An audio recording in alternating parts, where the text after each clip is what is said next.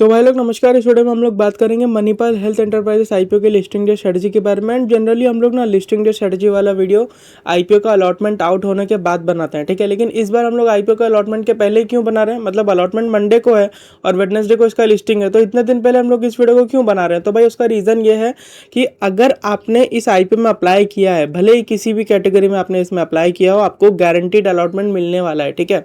तो क्योंकि इसमें अलॉटमेंट का 100% श्योरिटी है, तो अलॉटमेंट का वेट करने का कोई दरकार ही नहीं है। तो अगर आपने इसमें अप्लाई किया तो आप लोग के लिए ये वाला वीडियो एप्लीकेबल है, आप लोग देख सकते हो, क्योंकि आपको अलॉटमेंट ऑलरेडी मिल चुका है अगर आपने इसमें सही से अप्लाई किया होगा तो, ठीक है। सर देखो, हम लोग ना इसमें लिस्टिंग स्ट्रेटजी के बारे में तो बात करेंगे, लेकिन सबसे पहले बात करेंगे कि यार ये कंपनी असल में दूसरे कंपनीज के मुकाबले, जो कि मेरे हिसाब से मैक्स हेल्थ केयर और अपोलो हॉस्पिटल्स है इसका डायरेक्ट कॉम्पिटिटर, इन दोनों के मुकाबले ये कंपनी मेरे को क्यों बेहतर लगता है, ठीक है। तो फर्स्ट ऑफ ऑल हम लोग इसको कंपेयर करते हैं मैक्स हॉस्पिटल्स के साथ, ठीक है। तो यहाँ पे अगर आप लोग देखोगे तो ये जो मैक्स हॉस्पिटल्स है वो अराउंड 1,05,000 1,06,000 करोड़ के मार्केट कैप में बिकता है। एंड इसका धंधा पानी क्या है, वही है यार, मतलब मल्टी स्पेशलिटी हॉस्पिटल है, हर एक बीमारी का इलाज इनके हॉस्पिटल्स में आपको होता हुआ दिख जाएगा, ठीक है। लेकिन सबसे इंपॉर्टेंट किसी भी हॉस्पिटल में क्या होता है पता है क्या, क्या यार उसके कितने ज़्यादा नंबर ऑफ बेड्स अवेलेबल है। तो अगर हम लोग मैक्स हॉस्पिटल का बात करें तो इसके अराउंड 5,200 बेड्स अवेलेबल है, यानी कि 5,200 बेड्स अभी काम कर रहे हैं, ठीक है, पैसा कमा के दे रहे हैं इस कंपनी को, ठीक है। उसके बाद यहाँ पे ऑक्यूपेंसी वगैरह मेरे को लगता है कि ये इतना मैटर नहीं करता है, बिकॉज यार ऑब्वियसली कितने पेशेंट्स एक हॉस्पिटल के पास आ रहे हैं वो उसके कंट्रोल में है नहीं। लेकिन हम लोग के लिए मैटर ये करता है कि भाई इसका एवरेज रेवेन्यू पर बेड कितना है, ठीक है। तो वो लगभग 78,000 रुपीज़ का है, जो कि 2024 में 76,000 का था। तो ये इतना मैटर नहीं करता, अभी का आप देख लो बस 78,000 का है, ठीक है। पहले कितना था दैट डजंट मैटर। एंड बाकी अगर आप लोग थोड़ा नीचे जाके देखोगे तो यहाँ पे कंपनी का औकात है 8,300 बेड खड़ा करने का, यानी कि जैसा कि मैक्स हॉस्पिटल का औकात है 13,060 के आसपास बेड्स खड़ा करने का, इन लोग का औकात है लगभग 8,300 बेड खड़ा करने का। समझ पा रहे बात को।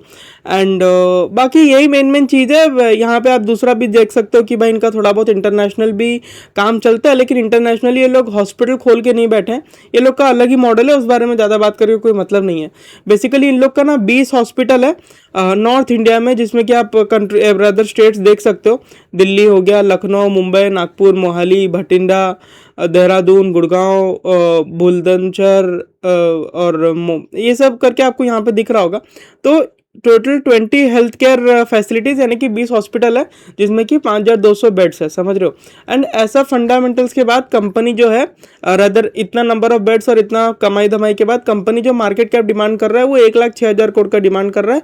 72 का पी रेशियो है। हालांकि हॉस्पिटल्स में पी रेशियो नहीं देखना चाहिए, नहीं देखना चाहिए, नहीं देखना चाहिए। क्यों? क्योंकि भाई ये सब कैपिटल इंटेंसिव बिजनेसेस होते हैं, ठीक है, और हाई डेट भी रहता है इनका। तो बेसिकली हाई डेट और कैपिटल इंटेंसिव बिजनेस में प्रॉब्लम क्या होता है ना, अगर इन लोग का बहुत बड़ा एसेट्स है, मतलब ये लोग को बड़ा बड़ा मशीनरी डालना पड़ता है, करोड़ों रुपए का मशीन यूज होता है हॉस्पिटल सेक्टर में, समझ रहे हो। मतलब जो हॉस्पिटल्स वगैरह बनते हैं उसमें एक्सरे मशीन हो गया, ईएमआई तो नहीं, एमआरआई मशीन हो गया, कैट स्कैन, सीटी स्कैन जिसको बोलते हैं, वो सब मशीन करोड़ों रुपए के आते हैं, समझ रहे हो। तो वो सब मशीन में जो डेप्रिसिएशन चार्ज होता है उसके वजह से इनका प्रॉफिटेबिलिटी गिर जाता है, समझ रहे हो। एंड क्योंकि इन लोग को डेट भी अच्छा खासा लेके रखना पड़ता है, क्योंकि भाई नया हॉस्पिटल खोलना है, नई मशीनरी बिठानी है, पैसा हवा से तो आएगा नहीं, लोन लेना पड़ेगा। तो उनका ऐसी कंपनीज को जो है, अदर ऐसे हॉस्पिटल्स को लोन का रीपेमेंट भी करना पड़ता है। तो इस वजह से ना कभी भी हॉस्पिटल को आपको नेट प्रॉफिट या फिर पी रेशो के हिसाब से देखना नहीं चाहिए, क्योंकि इन लोग का आपसी खर्चा बहुत होता है, मतलब इंटरनल एक्सपेंसेस बहुत होता है। इन लोग को आपको हमेशा एबिटा के हिसाब से देखना चाहिए। एंड मैक्स हेल्थ केयर का जो एबिटा है वो अराउंड 28% के आसपास अभी के टाइम में चल रहा है, ठीक है। एंड 1,06,000 करोड़ का मार्केट कैप है, जबकि इसके पास 5,200 बेड्स है। तो यही मेन चीज था मैक्स हेल्थ केयर के बारे में। अब हम लोग एक बार के लिए आते हैं इस हॉस्पिटल में, किसमें, मणिपाल के ऊपर, ठीक है। तो मणिपाल अगर आप देखोगे इसके कितने नंबर ऑफ बेड्स काम कर रहे हैं, कितने नंबर ऑफ बेड्स लगाने का कंपनी का औकात है वगैरह वगैरह, तो उसके लिए आपको एक बार पेज नंबर 552 या 53 में जाना पड़ेगा। अगर हम लोग चले पेज नंबर 550 डालते हैं यहाँ पे और एंटर, तो यहाँ पे आप लोग अगर देखोगे तो ये सब इतना कोई काम का इन्फॉर्मेशन नहीं है। थोड़ा सा और नीचे ना, ये भी इतना कोई काम का नहीं है। ये है क्या ना, ये भी काम का नहीं है इतना। थोड़ा सा और नीचे,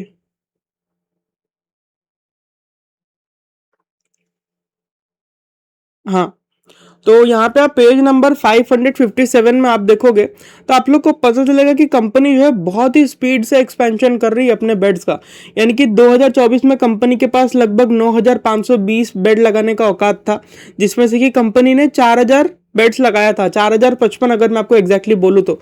एंड यही औकात जो है बढ़ के 2025 में वो अराउंड जो औकात था 10,494, यानी कि चलो राउंड ऑफ करो तो 10,500 का हो गया। यानी कि 9,500 बेड का औकात से बढ़ के कंपनी का जो औकात है वो 10,500 बेड का हो गया, समझ रहे हो। एंड कंपनी ने कितने बेड्स को एक्सपैंड किया, 4,500 ऑपरेशनल बेड्स था, यानी कि यहाँ पे आपको दिख रहा होगा ऑपरेशनल बेड्स, यानी कि इतना बेड्स कंपनी के लिए काम कर रहे हैं, जो कि 2025 में बढ़ के 5,180 के आसपास हो गया। तो अराउंड 1,100 नए बेड्स काम करने के लिए उतर के आ गए मार्केट में। जबकि इसका जो इसमें एक्सपेंशन था, किसमें, जो नंबर ऑफ मतलब कितना औकात है बेड लगाने का, उसका एक्सपेंशन अराउंड कितना परसेंट का था, अराउंड आप पकड़ सकते हो कि 10% के आसपास का ये ग्रोथ था। एंड यहाँ पे जो ग्रोथ था वो अराउंड 25% प्लस का था, 27% आप पकड़ लो। यानी कि कंपनी ने ये जो ऑपरेशनल बेड्स है इसको बढ़ाया सीधा 27-28% से, जबकि औकात वाला बेड है यानी कि लाइसेंस बेड जिसको बोला जाता है उसको बढ़ाया लगभग 10% के आसपास, समझ रहे हो। तो यहाँ पे हम लोग को क्या पता चल रहा है कि भाई कंपनी ये जो लाइसेंस बेड्स को बढ़ा रही है ना, कंपनी का पूरा माइंडसेट ये बना हुआ है कि भाई हम लोग को बहुत ही स्पीड से एक्सपेंशन करना है। एंड अगर आप वही 2026 का डेटा देखोगे तो 2026 का लेटेस्ट डेटा के हिसाब से कंपनी के पास लगभग 13,040 बेड का औकात है, जिसमें से कि कंपनी अभी के टाइम में 6,800 बेड यूज कर रही है। यहाँ पे वापस से आप ग्रोथ देख लीजिए, वापस से अराउंड 28% के आसपास का ग्रोथ हुआ है, ठीक है। अगर हम लोग देखते हैं कि 2025 में 5,179 था, तो 6,878 माइनस 5,179 अगर हम लोग कर दें और डिवाइडेड बाय कर दें 5,179 इंटू 100, 32%। तो FY26 में कंपनी ने अपना काम करने वाला बेड का संख्या बढ़ा के 5,180 से सीधा ही 6,878 कर दिया, मतलब 6,878 कर दिया। जबकि इनका जो औकात था, औकात को इन्होंने लगभग आप समझ के चल सकते हो 29% से बढ़ाया होगा, 27-28% के आसपास से बढ़ाया होगा। लेकिन इन्होंने काम करने वाला बेड्स को बढ़ाया लगभग 32% से, जो कि पहले का डेटा इससे भी बेहतर था। वीडियो को रिवाइंड करना पहले का डेटा समझने के लिए, मैं वापस से रिपीट नहीं कर रहा हूं। तो यहां पे हम लोग को क्लियरली देखने को मिल रहा है कि भाई कंपनी बहुत ही रैम्पेंट हिसाब से अपने आप को एक्सपैंड कर रही है। और साथ साथ अगर आप कंपनी का रेवेन्यू पर बेड को देखोगे तो 2024 में 61,000 का था, यानी कि रेवेन्यू पर ऑपरेशनल बेड, यानी कंपनी का जो बेड ऑक्यूपाइड है उसका कितना क्या मामला चल रहा है, ठीक है, यही मैटर करता है और ज्यादा कुछ चीज मैटर नहीं करता। आप देख लोगे कि यार इतना परसेंट ऑक्यूपेंसी है, उससे कोई फर्क नहीं पड़ता, क्योंकि हॉस्पिटल के हाथ में नहीं है उसके दुकान में कितने पेशेंट्स आएंगे, वो पेशेंट के हाथ में कि भाई हमको दुकान में जाने के लिए अपने आप को तैयार करना है कि नहीं करना है, मतलब हमको बीमार पड़ना है कि नहीं पड़ना है, समझ पा रहे बात को। तो मेरे को तो लगता है कि कितना परसेंट बेड्स ऑक्यूपाइड है वो देखना बेवकूफी है यार, वो बेवकूफी है देखना। आपको हमेशा ये देखना चाहिए कि एक बेड से कितना कमाई हो रहा है। 2024 में वो 61,000 रुपया का था पर डे, एक दिन में 61,000 रुपया का कमाई हो रहा था, जो कि 2025 में बढ़ के 63,000 का हो गया। एंड 2026 में अगर आप देखोगे तो 66,000 का हुआ है।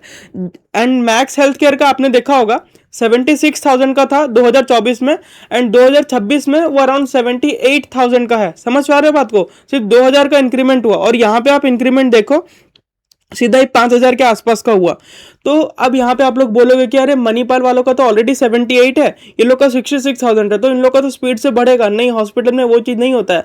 हॉस्पिटल में मैं आपको कैसे एक्सप्लेन करूं, देखो कई बार ना क्या होता है, अगर कोई हॉस्पिटल काम थोड़ा सस्ता में कर रही है ना तो उन लोगों का कमाई ज़्यादा ही होता है, समझ रहे हो। क्योंकि मार्केट में एक तो इमेज जाता है कि भाई इस हॉस्पिटल में जाएंगे तो हम लोग का कम खर्चा पड़ेगा, इसका रेवेन्यू पर बेड 66,000 का है एंड उसका 78,000 का है, तो वो असल में मैं तो प्लस पॉइंट के हिसाब से देखता हूं भाई। आपको ये चीज़ नेगेटिव लग सकता है, लेकिन ये मेरे को सही चीज़ लगता है, क्योंकि कंपनी पेशेंट को लूट नहीं रही है, समझ रहे हो। यानी कि ये लोग मजबूर आदमी के मजबूरी का बहुत ज़्यादा फायदा नहीं उठा रहे हैं। That is a good thing for hospitals, इस चीज़ का आपको ध्यान रखना चाहिए। तो यही वो रीजन है जिस वजह से भाई मेरे को मणिपाल ज्यादा पसंद आ रहा है। मणिपाल का at this point of time औकात है 13,000 बेड डालने का, एंड मैक्स हेल्थ केयर का औकात है 8,500 बेड डालने का, ठीक है। एंड मणिपाल के पास जो काम करने वाले बेड्स है उनका संख्या 6,878 है, जबकि जो मैक्स हेल्थ केयर है उसका 5200 है, and max Health care market cap demand कर रहा है 1,06,000 करोड़ का। मणिपाल वाले अपना आईपीओ लेके आए हैं 85,000 करोड़ के मार्केट कैप में। तो मेरे को ये हर एक हिसाब से more attractive as compare to Max Health Care लगता है, ठीक है। और बाकी हम लोग आते हैं इसके फंडामेंटल्स के ऊपर, जिसके लिए मेरे को लगता है कि चित्तौड़गढ़ का वेबसाइट देखेंगे तो ये वाला जो मैं आपको पीडीएफ दिखाया ना, उसमें थोड़ा क्लियरली मेंशन रहता है कि कितने बेड्स है कितने नहीं, तो वहां से मैं आपको सारा डेटा दे दिया। अब अगर आप थोड़ा नीचे जाओगे एंड यहाँ पे नीचे तो नहीं जाना है आपको, मणिपाल खोजना है। हाँ, यहाँ पे अगर आप मणिपाल देखोगे, इसमें क्लिक करते हैं तो इसका जीएमपी अभी के टाइम में -2 का चल रहा है, वो बात अलग है। बट इसमें अगर हम लोग नीचे जाएं और नीचे जाके देखें कि कंपनी का जो टोटल इनकम था वो 10,500 करोड़ का था, एंड अगर आप मैक्स हेल्थ केयर का देखोगे तो जो टोटल इनकम है वो 8,300 करोड़ का है, ठीक है। 8,300 करोड़ का टोटल इनकम करके जो मणिपाल वाले भैया लोग हैं वो अराउंड एबिटा निकाल रहे हैं 2795 का। तो चलो भाई, हम लोग को कुछ नहीं करना है, हम लोग को डिवाइड कर देना है 2795 डिवाइडेड बाय 10,520 इंटू 100। तो ये लोग अराउंड 26% का एबिटा निकाल रहे हैं, ठीक है। एंड इनका रेवेन्यू, एंड अगर आप इनका एबिटा देखोगे तो 2,800 करोड़ के आसपास का है। अगर आप मैक्स हेल्थ केयर का एबिटा देखोगे तो मैक्स हेल्थ केयर का एबिटा अराउंड 2,200 करोड़ के आसपास का है। और ये लोग, हालांकि वो बात अलग है कि इनका एबिटा जो है 1% से ज्यादा है as compare to Manipal, but Manipal क्योंकि रैम्पेंट एक्सपेंशन कर रहा है और उनका एवरेज रेवेन्यू पर बेड इनके मुकाबले बहुत कम है, समझ रहे हो। इनका 78,000 है, मणिपाल का 66,000 है। तो मणिपाल के पास रूम है ग्रो करने के लिए। हालांकि मणिपाल सस्ते में काम कर रहा है तो that is a positive thing, जैसा कि मैं आपको बोला। बट स्टिल अगर वो कस्टमर्स को लूटना चाहे तो उसके पास भी ऑप्शन है, समझ रहे हो, वो ऑप्शन क्लोज नहीं हुआ है। तो मान लीजिए कि अगर मणिपाल अपना रेट बढ़ाता है तो उसका एबिटा तो 35 पॉइंट तक चला जाएगा, 35 पॉइंट तो नहीं, एटलीस्ट 30 पॉइंट तो क्रॉस कर ही जाएगा। वो हिसाब से आपको देखना चाहिए। तो यही वो रीजन है जिस वजह से मेरे को मणिपाल पसंद आया। और किसी भी हॉस्पिटल को प्राइस अर्निंग रेशियो पे नहीं देखना चाहिए, मैं बार बार आप लोग को बोलता हूं। एंड रहा बात इसका डेट का प्रॉब्लम का, तो अगर आप देखोगे तो कंपनी के पास रिजर्व्स 8,200 करोड़ है और वो रैपिडली बढ़ते ही जा रहा है रिजर्व्स, क्योंकि कंपनी का एबिटा हाई है तो रिजर्व स्पीड में बढ़ेगा ही बढ़ेगा। तो कंपनी का जो बोरोइंग्स है वो 10,500 करोड़ का है। तो आप लोग को देख के डर लग सकता है कि भाई इतना ज़्यादा बोरोइंग, लेकिन भाई मेरे को तो ये बोरोइंग अच्छा लगता है, क्योंकि अगर आपकी कंपनी, हालांकि इसका रिटर्न ऑन आरओई बहुत कम है, आरओई कम होने का रीज़न ये है कि कंपनी के रिजर्व्स में बहुत पैसा है, ठीक है। बट अगर कंपनी के रिजर्व्स को हम लोग आधा कर एंड कंपनी इतना रिजर्व्स क्यों रख रखी है, मेरे को तो समझ में भी नहीं आता है। मतलब यार, तुम लोग रिजर्व्स का यूज कर लो या तो एक्सपेंशन में, नहीं तो डेट रिपेमेंट में। बट एनीवेज, हम लोग अगर यहाँ पे देखें तो कंपनी का जो टोटल बोरोइंग्स का प्रॉब्लम है ये भी सॉल्व हो जाएगा। एंड जिस स्पीड में इसका रिजर्व्स बढ़ रहा है, आई अज्यूम कि अगले साल तक इसका रिजर्व जो है बढ़ के 12-13 हजार करोड़ तो इजीली होना ही है, ठीक है। एंड हम लोग मान के चलते हैं कि भाई 10,500 करोड़ का डेट है, जिसमें से कि ये लोग आईपीओ में से 5,500 करोड़ का पैसा चुका देंगे। यानी कि आईपीओ में ये लोग जो भी पैसा रेज कर रहे हैं ना, ये 10,500 में से ये 5,500 करोड़ चुकती कर देंगे, ठीक है। उसके बाद जो इनके ऊपर डेट बचेगा वो 5,000 करोड़ का बचेगा। अगर हम लोग मान के चले कि अगले साल तक इनका रिजर्व 12,000 करोड़ हो जाएगा, तो भाई कंपनी का डेट इक्विटी रेशियो 0.5 के नीचे, एंड जिस भी कंपनी का डेट इक्विटी रेशियो 0.5 के नीचे रहता है उस कंपनी को हम लोग डेट फ्री मान के चलते हैं। तो हम लोग को क्लियरली पता चल रहा है कि कंपनी अगले साल तक डेट फ्री होने वाला है। तो मार्केट ना फ्यूचर को प्राइस इन करता है, इसी को बोलते हैं मार्केट का नेचर फॉरवर्ड लुकिंग है। और यही सब वो रीजन है जिस वजह से मेरे को मणिपाल पसंद आया, सिंपल सा बात है। एंड अगर आप मैक्स हेल्थ केयर से इसको कंपेयर करोगे तो आपको कोई रीजन ही नहीं दिखेगा कि भाई मणिपाल क्यों खराब हॉस्पिटल है, क्यों इसको उतना वैल्यूएशन नहीं मिलना चाहिए जितना मैक्स हेल्थ केयर को मिल रहा है। अदर मैक्स हेल्थ केयर से ज्यादा वैल्यूएशन इसको क्यों नहीं मिलना चाहिए, जबकि हर एक एरिया में मणिपाल के पास ग्रोथ का ज्यादा रूम बचा हुआ है, समझ रहे हो। चाहे वो लाइसेंस बेड्स हो यानी कि औकात वाला बेड्स हो, चाहे वो ऑपरेशनल बेड्स हो यानी कि काम करने वाला बेड्स हो, चाहे वो रेवेन्यू पर बेड हो, हर एक हिसाब से मैक्स हेल्थ केयर के मुकाबले ज्यादा उसके पास स्पेस है। एंड अगर आप देखोगे मणिपाल का एक तो हॉस्पिटल भुवनेश्वर में भी है, मतलब मैं जिस स्टेट में रहता हूँ वहाँ पे भी है, वहाँ पे उनका हॉस्पिटल बहुत ही तगड़ा चलता है। एंड आजकल ये लोग का हॉस्पिटल अलग अलग जगह पे बहुत ही रैम्पेंट हिसाब से लोग ओपन करते जा रहे हैं। पीछे ट्विटर पे भी न्यूज़ आया था कि भाई, ट्विटर पे न्यूज़ तो नहीं, एक तो इमेज में देख रहा था कि भाई ये लोग आईपीओ के पहले, मेरे को लगता है कि आईपीओ के बाद ये लोग अपना हॉस्पिटल खोल देंगे वगैरह वगैरह। तो ये लोग नया नया हॉस्पिटल्स को अपने पोर्टफोलियो में ऐड करते ही जा रहे हैं, तो वो हिसाब से आपको देखना चाहिए। तो इनका जो औकात वाला बेड्स है वो तो ठीक है, 13,000 ऑलरेडी है, लेकिन इनका जो यूजेबल बेड्स है यानी कि ऑपरेशनल बेड्स यानी कि काम करने वाला बेड्स, उनका संख्या भी बहुत जल्दी बढ़ जाएगा जैसे जैसे इनके हॉस्पिटल्स खुलेंगे, ठीक है। अब अगर हम इसको थोड़ा बहुत अपोलो से भी कंपेयर कर ले तो अगर आप अपोलो को देखोगे तो इसका जो मार्केट कैप है वो अराउंड 1,28,000 करोड़ का है, ठीक है। हालांकि अपोलो का जो रेवेन्यू पर बेड है वो एक्स्ट्रा ऑर्डिनरीली हाई है, मतलब ये तो 1-1.5 लाख रुपया इन लोग का, जहां तक मेरे को ध्यान पड़ता है। बट अगर आप इनका ऑपरेशनल बेड्स देखोगे तो वो अराउंड 10,200 के आसपास का है। एंड ये सब देख के कोई मतलब नहीं है कितना खुद का है कितना वगैरह वगैरह, वो सब नहीं। 10,200 ऑपरेशनल बेड्स है, यानी कि जो नंबर मणिपाल का लगभग 6,000 कितना था वो, अगर हम देखें तो जो नंबर मणिपाल के लिए 6,878 का था, वही नंबर, तो वही नंबर जो अपोलो है उसके लिए अराउंड 10,200 का है। समझ पा रहे हो बात को? तो ये ऑब्वियसली बहुत आगे है as compare to Manipal. Around 40% तो नहीं, अराउंड 35% के आसपास ये आगे है मणिपाल के मुकाबले। तो इसका वैल्यूएशन भी मणिपाल से 35% ज्यादा है। मणिपाल अपना आईपीओ कितना में लेके आ रहा है, 85,000 करोड़ के मार्केट कैप में लेके आ रहा है। तो अगर हम लोग 85,000 को 35 से बढ़ा दें तो कितना होता है, 1,14,000 करोड़ होता है। और ये जो एक्स्ट्रा 14,000 करोड़ का वैल्यूएशन मांग रहा है, क्योंकि जैसा कि मैं आपको बोला अगर हम लोग मणिपाल का वैल्यूएशन को 14% से बढ़ाते हैं तो वो हिसाब से देखें तो इसका 1,14,000 करोड़ बनता है। लेकिन इन लोग का फिर 14,000 करोड़ क्यों एक्स्ट्रा बन रहा है, ठीक है। तो इन लोग का 14,000 करोड़ इसलिए एक्स्ट्रा बन रहा है, यानी कि 1,14,000 करोड़ की जगह 1,28,000 करोड़ इसलिए बन रहा है क्योंकि भाई इनका रेवेन्यू पर बेड एक्स्ट्रा ऑर्डिनरीली हाई है। अगर आप देखोगे तो कंपनी वालों का जो एवरेज रेवेन्यू पर बेड था, कहाँ पे है, हाँ, तो वो अराउंड 1,72,000 के आसपास का है। तो ये लोग बहुत ज्यादा लूट रहे हैं अपने कस्टमर्स को, हद से ज्यादा लूट रहे हैं। बोलते हैं कि भाई तुम पैसा दोगे तो हम तुम्हारा इलाज करेंगे, नहीं दोगे तो नहीं करेंगे, भागो यहाँ से। मतलब एकदम ही एक्सट्रीमली लोग लूट रहे हैं, यही हिसाब से आपको देखना चाहिए। बाकी अगर आप इनका एबिटा वगैरह देखोगे तो बहुत ही कम है, ऑपरेटिंग मार्जिन मात्र 15% के आसपास का है। एंड वो हिसाब से आपको देखना चाहिए। बाकी तो क्या बोलेंगे, इन लोग का रेवेन्यू 25,000 करोड़ के आसपास का है, जबकि मणिपाल का अराउंड 10,000 करोड़ के आसपास का है।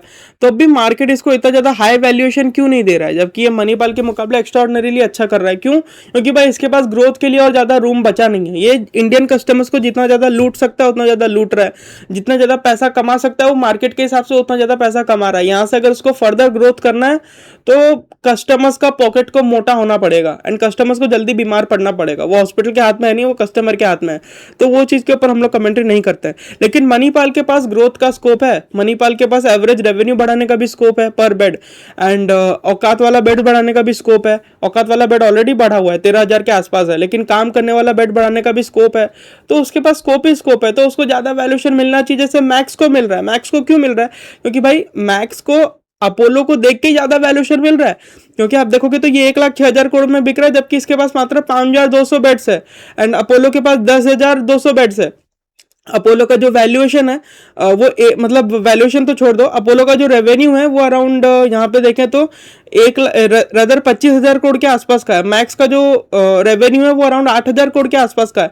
बट स्टिल मैक्स को ऑलमोस्ट अपोलो जितना वैल्यूएशन क्यों मिल रहा है? आधा है सब कुछ, फिर भी अपोलो आधा से भी कम है, मैं तो बोलूंगा अराउंड, चलो आधा पकड़ लो, 50% as compare to Apollo hospital. तो इसका वैल्यूएशन कितना होना चाहिए था? इसका वैल्यूएशन तो 128 डिवाइडेड बाई 2 अगर हम लोग करें 128 डिवाइडेड बाई 2, तो मैक्स का वैल्यूएशन तो 64,000 करोड़ का होना चाहिए था वो हिसाब से। लेकिन इसका वैल्यूएशन 1,06,000 करोड़ क्यों है? क्योंकि भाई इसके पास ग्रोथ करने के लिए स्कोप है। एंड अगर आप मणिपाल को कंपेयर करोगे दोनों से, तो मणिपाल के पास दोनों से ज्यादा स्कोप है ग्रोथ करने का। आई होप आप लोग समझ गए कि मेरे को मणिपाल क्यों पसंद आ रहा है। एंड मान लो कि कल को ये नेगेटिव लिस्ट होता है। अब हम लोग आते हैं लिस्टिंग डे स्ट्रेटेजी के ऊपर। आप लोग यहां तक समझ गए कि मेरे को कंपनी पसंद क्यों था। अब आते हैं लिस्टिंग डे स्ट्रेटेजी के ऊपर। तो भाई वो यही है, मान लो कि कल को नेगेटिव लिस्ट हो जाता है तो कोई घबराने वाला बात ही नहीं है यार। मतलब कंपनी बहुत अच्छी है। ये सब कंपनी जितना नीचे गिरे उतना जेब में भर लेने का, समझ रहे हो? ऑब्वियसली मैं सेबी रजिस्टर्ड नहीं हूं, इस चीज का आपको ध्यान रखना है। एंड अगर ये ऊपर लिस्ट हो जाए तो भाई बेच के निकल सकते हो। लेकिन मेरे को लगता है कि इसका स्कोप अच्छा है, ये कंपनी ऊपर जा सकती है लिस्ट होने के बाद। अगर ये पॉजिटिव भी लिस्ट हुआ तो डिपेंड करता है कितना पॉजिटिव लिस्ट होता है, उसके वो हिसाब से देखना चाहिए। अगर 10-12% ऊपर लिस्ट हो गया तो एक बार तो बेच सकते हो। लेकिन मेरे को लगता है कि 10-12% ऊपर लिस्ट होने के बाद भी इसमें ग्रोथ का स्कोप बचेगा स्टॉक प्राइस के हिसाब से। एंड अगर ये नेगेटिव लिस्ट हो गया तो नथिंग लाइक इट है भाई, वो तो लेने का टाइम होगा। बाकी मैं सेबी रजिस्टर्ड नहीं हूँ, मेरा बात सुन के आपका पैसा जीरो भी हो सकता है। मेरा लिस्टिंग डे स्ट्रेटेजी यही है कि यार बार अगर ये ऊपर भी लिस्ट हुआ तो मैं आपके साथ लाइव रहूंगा उस टाइम पे। अगर ये बहुत ज़्यादा ऊपर लिस्ट हो जाता है तब मैं तो नहीं बेचने वाला, बट मैं आप लोगों को बोल दूंगा कि हाँ, अगर आपका पैसा का सेफ्टी जरूरी है आपके लिए तो एक बार आप बेच के निकल सकते हो, ठीक है। और अगर ये नीचे लिस्ट होता है तो भाई ऑब्वियसली होल्ड करेंगे, कंपनी में कोई प्रॉब्लम तो दिख ही नहीं रहा। तो आई होप आप लोगों को वीडियो पसंद आया होगा। इतना ही रखते हैं इस वीडियो में, हालांकि इसका जो जीएमपी अभी के टाइम में -2% का चल रहा है। फिर मुलाकात होगी अगले वीडियो में, तब तक के लिए नमस्कार।